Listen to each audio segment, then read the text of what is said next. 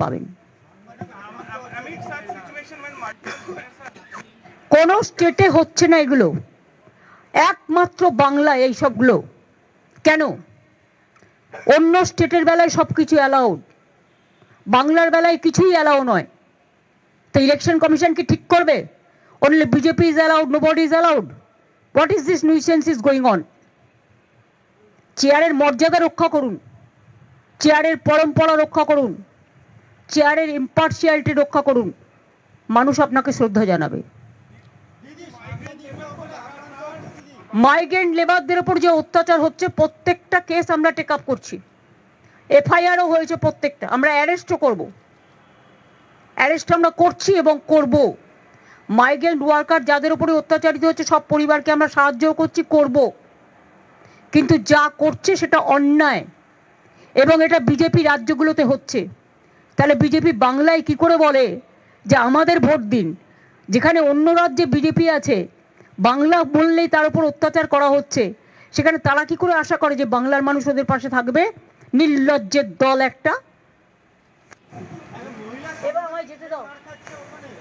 আরে ভাই, আমি তো বলছি, আমি তো এটাকে সাপোর্ট করছি না, কিন্তু মবের মধ্যে ঢুকতে বারণ করো, কারণ তুমি তো জানো এটা আমারও হাতে নেই, আমি তো করাইনি ঘটনাটা। জুম্মাবারে এমনিতেই ওরা জমায়েত হয়, প্রোগ্রাম করে, মন্দিরে যখন লক্ষ লক্ষ মানুষ যায়, ভোলে বাবা পার লাগায় যায়, দুর্গা পুজোয় যায়, আমি কি তাদের আটকাতে পারি? এটা তাদের স্বতঃস্ফূর্ত।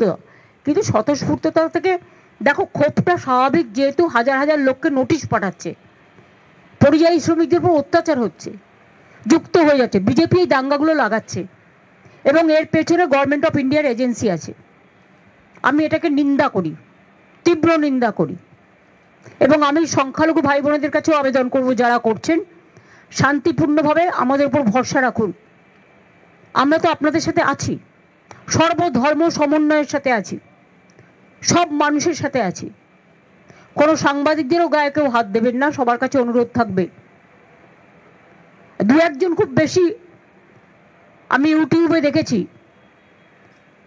যেগুলো নিজেদের জীবন কেটেছে সিবিআই এ, ইডিতে, কারো কারো শুষ্ক মরুভূমি, আমাকেই ছাড়াতে হয়েছে। বুঝুন অদৃষ্টের কি সুন্দর পরিহাস।